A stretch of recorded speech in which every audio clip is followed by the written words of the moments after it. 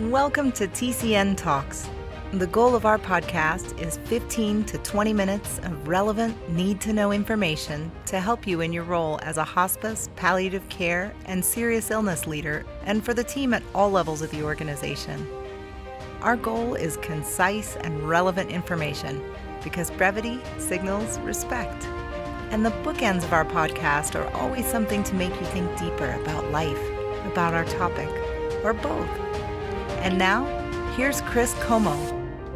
Hello and welcome. Before we get started today, I want to thank our sponsor, DeltaCareX. DeltaCareX is the title sponsor of our 2022 Teleios Leadership Immersion courses. DeltaCareX is the premier vendor of Teleios Collaborative Network and provides pharmacy benefit management services that allow their clients to experience deep discounts utilizing preferred local network of pharmacies that can provide same-day delivery when necessary.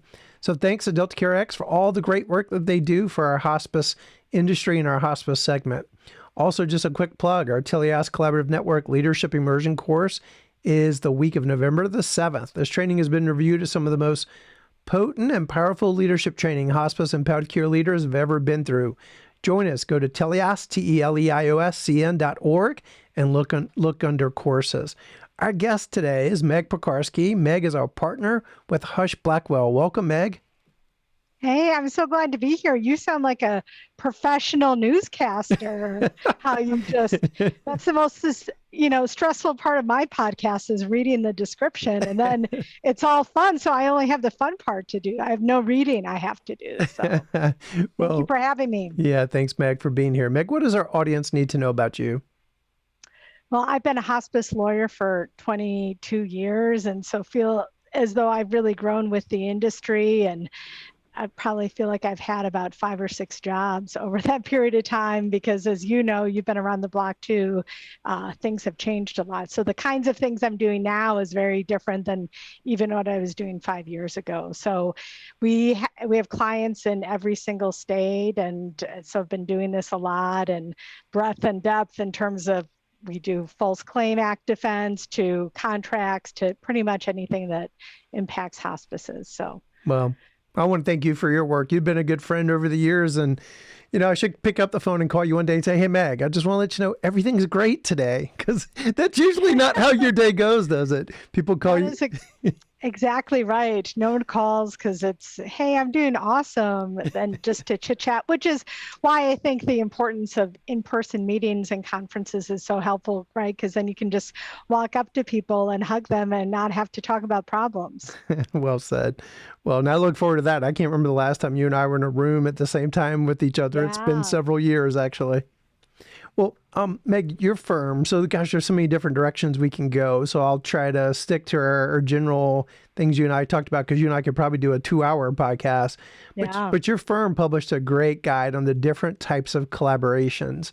And so before we jump into the specifics of that guide, let's just start with the why. Why should hospices, especially nonprofit hospices, be thinking about some of the type of collaborations or network models out there? I mean, working with people across the country on this, I think people come from it from different directions. Sometimes, as we know, there's a lot of people, a lot of leaders retiring, and so a need to integrate might come from a change of leadership, and being part of something larger can sort of help with that leadership gap. But I think as an industry, as a healthcare industry, we're focused on population health and value-based care. And so the more you can do for a payer, the more successful you might be in attracting better contract terms and other things. So most of the work that we're doing, I think, is gearing up for the changes that are going to come with Medicare Advantage, in addition to these retirement things. And we know when we move to Medicare Advantage, it's not going to be any willing provider standard. It's really going to be, I want to contract with the providers who have good quality metrics, have cost efficiency, and then you're still going to take a rate decrease. So how do you lower your costs right now so you can survive into that future. So I think people are also looking at how can we come together to do back office stuff more effectively and efficiently, and also maybe get better quality for that. But I'm speaking to the choir, or singing to the choir, I should say, because that's obviously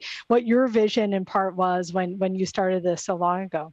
Yeah, no. And believe me, I look back in and where we started and where we are today. And luckily we had a great network of people that we listened to. And so originally we thought it was going to be all about back office, but gosh, that's some of the toughest, hardest work. And there's so much details in that to do it well. And so that's been some of our lessons over the years.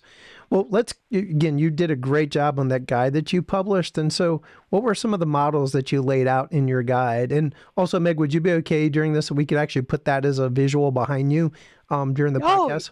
Yeah, that would be terrific. And yeah, feel free to use it with attribution.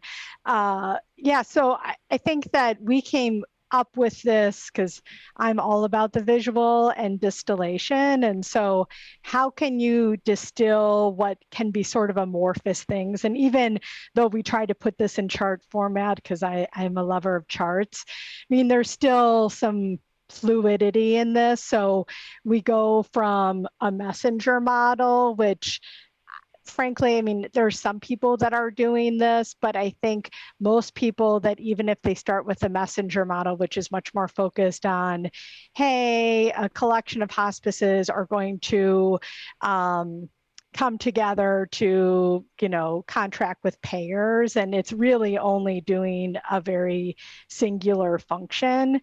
Most people that even if they're doing that now, they're looking to what's in the middle of the chart, which is much more about being a clinically or financially integrated network. So I think to get your most bang for your buck, you need to, because most people are saying, how can I look more attractive to payers?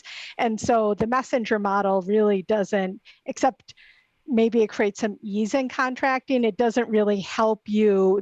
So what folks are trying to do is, let's say I want to make a palliative care model. Well, we need to make sure we're all delivering what we say palliative care is, because there is no definition really about what it is. It's sort of what you can get paid to do. And so if you want to sell a product, you need to be able to deliver that and meet certain quality metrics. So if you're clinically and financially integrated in some way, you're really able to do a lot more and be more attractive to payers, because you are going to all be meeting certain standards and quality metrics and other things. And sometimes that clinical and financial integration is sort of the stepping stone to what's on this chart calling vertical integration, or this is, in the nonprofit world, it's typically a membership substitution model. So there's a new parent company that you're going to fall under that umbrella. But even with a vertically integrated model, you can do that in a lot of different ways, because there's different folks in the country. And I think all that depends on is how your governance is structured. And so you can do governance in different ways, even though it's all a member substitution model, it can be structured differently. Yeah, that's all well said. And we went the route of the clinical integration route, and that has been a tough road. And so, I noticed that people are starting to bandy that word around a little bit. Like, oh yeah, we had a couple meetings and we're clinically integrated. Can you speak to that just a little bit? Yeah, I think that walking this path with various clients, this is a long road. And you can say you want to be clinically integrated, but the hard work of doing that. And so there have been various clients who had a much more like looser, informal collaboration where they'd share best practices and stuff. And they were doing that for about a decade of working together. So it wasn't clinically integrated, but they were starting to do things in a similar way. But I think to be really clinically integrated, as you said, that is a long haul. And I think there's growing pains with doing that. And I think that's, and maybe one thing we start with is this stuff is new to hospice, but is not new to healthcare. Yep. So many other aspects of healthcare have gone through this same iteration of creating networks. And so it feels very new and very scary, but know that other parts of healthcare have done this. But you need to be, it's a long road. So you got to be thinking about it now and building the building blocks now and not waiting for the sky is falling, because no one really wants to integrate with someone who is on their last leg, right? Yeah. Like when you're throwing the Hail Mary, I mean, you really want to come in a position of strength, even if it's, it's not a sale, but you're working together. You want partners that are financially stable and can invest in that growth. But there's a lot of conversation, I think, involved. And then, as you said, with clinical integration, I mean, there's layers of management and leadership that need to be involved to really be, integrated. And so I'm sure you have many stories of how really difficult that can be. Well, we were really blessed, and it was kind of by dumb luck that we found Dr. Will Faber. We actually just asked out there, because exactly what you just said, this is new to us, but it's not new to the rest of healthcare. And so Dr. Will Faber joined our board of directors, and he actually had done 27 other clinical integrated networks in the country. And it's been great because, obviously he comes from that more acute care side, but his experience has just been invaluable. So he's been our Sherpa for our journey. And then last November, we believe that we're the first clinically integrated network in the serious illness space, but it's been 2 years in the making. Policy, procedure, clinical integrated network measures, the hard work of how do you gather the data. And so it's been a heavy lift, but we've learned so much. And so I think you just really nailed it. So Meg, anything else about the models that just would be helpful for folks as they're thinking about this?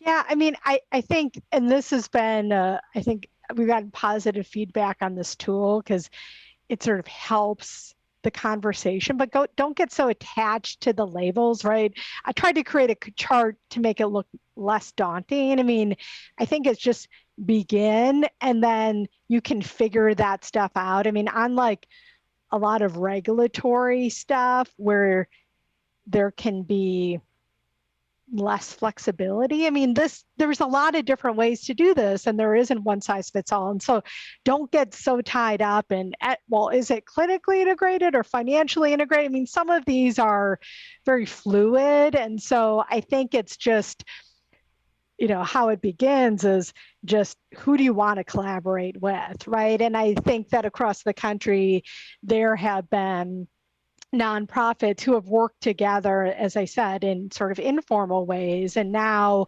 trying to formalize that relationship. And not everyone comes along for the ride. And I think that educating your board is really helpful. So the first time your board hears about what's going on in the industry and this kind of stuff can't be like, oh, and I want to join this clinically integrated, you have to bring them along. And so I've been doing more talks with boards as part of strategic planning, because I think when I did this maybe 15 years ago, when you'd have conversations, I mean, you couldn't get past go because it was like, but my name and my identity is like, but you're more than a legal entity, right? It's how do I thrive into the future? How do I make the pivot that we know needs to be made to be successful in the future? And so in meeting with boards, I feel like the tenor is different, especially when you have a CEO who's been educating about the change in the payer space and things like that. And so I think it's both use this as a tool, but it isn't like a guide, like I have to figure out what bucket and then I just, it's not a sort of, I just read this and now I know. Yep. It's to start the conversation. Yeah, it's a guide, which is what that's why I loved working with you so much over the years. Like, as an attorney, there's certain things that are black and white, like, this and then this, if this, then this. But this is a little bit more as a guide. And so, and which is probably maybe a segue to my next question. This is why I love your vantage point, Meg, because if we got to get in the weeds on a regulatory issue, bar none, I mean, you're incredible. That's why so many people in our industry use you. But I think because you're also a thinking person, you have a unique vantage point. And so in a past podcast, you asked me, what did I see for the future of the hospice industry? I want to mirror that same question to you because I think your vantage point is very unique. I want to get rid of the 6-month prognosis. I think it's the bane of our existence, and we need to just blow it up because I'm so sick of fighting with the government about, well, did this person have a 6-month prognosis or not? I mean, it just isn't working. And I did, I don't know if it's 10 or 12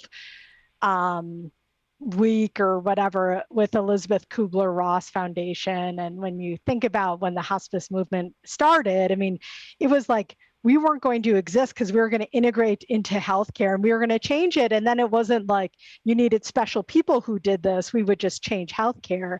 And what really happened is we just created our own silo, which is now actually a real limitation. And so I think saying what I just said would have been really controversial even a couple of years ago, but I think people see that this is too limiting. I mean, this was created 40 years ago, and it was just like, let's sort of put it together to get started, right? Don't worry about perfect, just begin, right?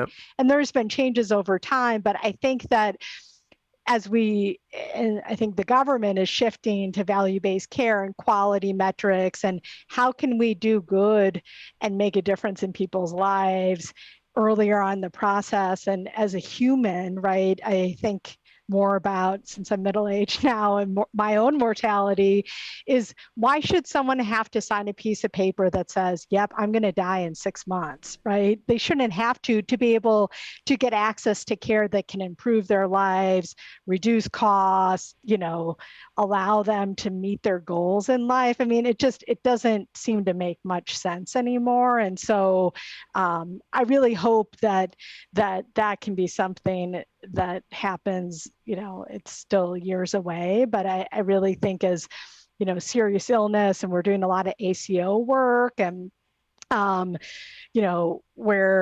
there's a growth pace programs. Like, I think that we're growing beyond our silo, but I think we still have folks who are just like, but if I don't have the silo, then what am I, right? And so, so that's why I think needs to change, is the hospice benefit needs to get completely revamped.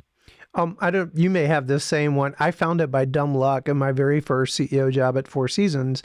I have a memo from Tom Hoyer that actually recalls like the 11th hour when the benefit was being devised. And they were like, oh my gosh, we can't leave this open-ended. So literally they pulled 6 months out of the air, and there was your research and all your scientific base. It was none of that. It was literally, we can't leave it open-ended. We got to use some time frame. Okay, 6 months. And there you have it. 40 years later, we're in that box. That was literally almost pulled out of a hat. So I think that what you're poking on is really interesting now, especially considering the work that you do.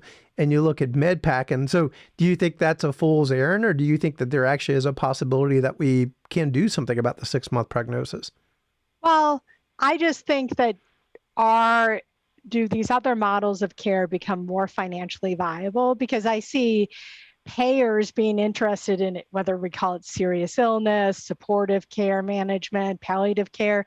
They're interested in that. And so we need to diversify our revenue streams. And so if we can actually get paid a per member per month and maybe have some upside, then even if the silo is contained, we're not siloed anymore. I mean, we're like a one-trick pony, when in fact, like, we have many, if we were like coaching ourselves, we'd say, but you have many gifts and talents that can be utilized and help a greater variety of people, right? And so it's the upstream thing we keep talking about, which, when we started palliative care programs, a decade or more ago, I mean, they're not really financially viable when you build it just on a consult model. And I think your ability to impact lives and really move the mark on a lot of different ways. And so I think that, to your point, like, are they really going to blow it up? Maybe it just doesn't become the limitation that it is now, because maybe people don't even go on to hospice. Maybe they stay on supportive care management. I mean, maybe it becomes less essential because we can provide this interdisciplinary model of care, upstream, and that maybe there's less of a need to necessarily go on to hospice. But I just see it as a real barrier to access. And we know you can't use the hospice benefit to say, well, I'll just admit anyone, right? No, I mean, you got to play by those rules, which right now that's a 6-month prognosis standard. But we also, I think, forget that there used to be a 210-day benefit limit too, which they got rid of. Right. Because I think everyone understands the limitations of, I think, the benefit. I think we just don't know quite how to fix it yet, right? And so, but I am very hopeful that these upstream opportunities are really starting to work, given some of the work that we've been doing with ACOs, and then people creating, essentially their own, well, it was called direct, contracting. Now they keep changing the name every so often. DCE, but now Reach ACO. Yeah, I mean, it's like, there's a lot of different things. And so I think, there's some large sophisticated hospices that are actually thinking about, I'm going to do population health and manage lives and apply our skills to a bigger group of people across geography too, right? Yep. So, well, how we kind of take the wisdom you just said, Meg, is first off, if you look at a distribution, remember in school we had histograms.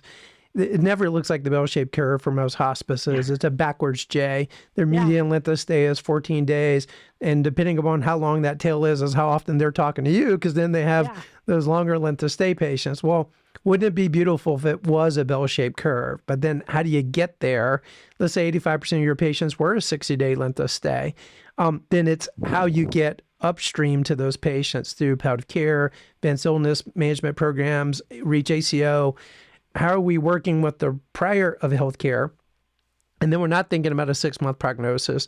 We're talking about serious illness, advanced illness, getting them with maybe some of the competencies that were hospice or parts of the competencies with a more slimmed down care model. And then you have a broader continuum. Is that that's really the gist of what you're describing? Yeah, well, and I guess as we're talking about this, the thing that concerns me the most is why I love hospice is that it is about the whole person, and it's interdisciplinary, and your spiritual and emotional life matter, right? Yep. It's not just this medical model of care. And that is the thing I have greatest concern about is if we blow it up, we lose what was radical at the time, which was like, hey, treating your whole self and like dealing with advanced illness isn't just about the physical symptoms. It's an emotional, spiritual experience. And it's also about the unit of care is the patient and the family. No one else is doing that in healthcare. And so I feel like, are we going to trade our essence, right, to like be financially viable? Like, do we give this stuff up? Because there's, the rest of Medicare doesn't pay for spiritual care and sort of the quote squishier things that we do. And I feel like that's what makes us special. And that's actually how you make someone feel. The question I asked you, because this is something I deliberate on, is, despite how telehealth and, now since we've had COVID, we know how much we can do for patients remotely, that I still think dying is a human experience and you need humans to care for humans, and computers aren't necessarily a complete substitute for that. And so I worry about the soul of hospice and like our essence of who we are as we fight for our own viability. Well, you and I got there my very first official podcast. It was your podcast. Yeah. And as we were having this wonderful dialogue, that was my aha is the challenge is how do we use technology to spread the staff we will have, so that way you don't lose the high touch. And I know it sounds like talking out of both sides of my mouth, but it's not. It's how do you almost create like this technological netting, if you will. Yeah. And the netting tells you, you got to pay attention to this person right now. They need that essence of what only you can do right now. So getting that right care, right place, right time. I think there are bits and pieces out there, but nobody's woven it together in that kind of futuristic way I just described. But that to me is the future. And then we don't lose that specialness. And it's funny, I came across a quote the other day that just nailed what you just said. And it was from a hospice CEO. I keep a little Excel spreadsheet of quotes I've been keeping since 91. And that's the essence of what they said, is that you can't ever substitute what we do by the bedside, that just presence that we provide via technology. And I agree, but yet we're going to have to weave more technology in what we do. There's just not going to be enough staff. There's not going to be enough reimbursement. So the people that figure out how to drive something between those two extremes, that's the future. The future belongs to those. Yeah, no, absolutely. And, I'm also concerned about rural healthcare, right? So if you're urban, it's like, oh, sure, you can use technology, but if you don't have broadband, your ability to check in, because I do think technology can actually help you provide more care, not less, right? More touches, checking in more, but, the hurdles of my clients who are in rural America who do not have access to broadband. And, we're still dealing with, to the extent folks on hospice are older, I'm 97, I don't have access to that kind of technology, right? I mean, that may change, in baby boomers as they, come towards the end, but just tech savvy, broadband, I mean, there's some hurdles to technology. So I think we need to make sure that, we're lifting the boat for everyone. Yep, agreed, Meg. Well, Meg, I always like to end with our guests, especially a fascinating guest like you. Any favorite book or something you're reading these days? I read many things, and it takes me a long time to finish things, but I knew you were going to ask me this question. So I love philosophy, and I'm also an artist, and I paint and draw. So I've been listening to lots of things about beauty. So by John O'Donohue, who's a poet, he had a whole book on beauty, and Thomas Merton, who's like Catholic mystic. I'm listening to something about him where he's talking the poetry of Rilke, which is very sort of, what's the meaning and purpose of life. And so I sort of feel like I listen and read heavy stuff because I feel like I'm a person who's searching for meaning and purpose. And but I'm also reading this book called Painting Beyond Walls by David Rhodes, who's actually an author from Wisconsin. And he's fabulous, and there's some mysticism in how he writes. And anyway, he's fabulous, and he just came out with this new book. So I've been reading that, but I just have a lot of things going all at once. But I'm really trying to figure out how to be a good person and use my gifts to be helpful in the world. Well, and you do that wonderfully, Meg. And so I love you so much. You're a right brain, left brain person. And so reading philosophy and helping with law on a day-to-day basis. So appreciate you. Thank you for the work you continue to do. And this has been so fun. And again, I didn't have to read. I could just talk and talk about things that I spend a lot of time thinking about. So thank you for the opportunity. And I always leave our listeners with a quote at the end. And I was debating, and I thought, after listening to Meg, I'm going to know which one to go with. And the answer is, I got to go with both of these. So the first is by one of my favorites, which is Arnold Toynbee, which is all of history can be summed up 5% what happens to people and 95% how they react to it. So that's the first. The second just feels very apropos where we were in the last part of our podcast here. This motto was ascribed above the doorways of ancient European hospices. The dying become our teachers. Something similar is at work here. Those whom you companion become the bearers of your lessons. Thanks for listening to TCN Talks.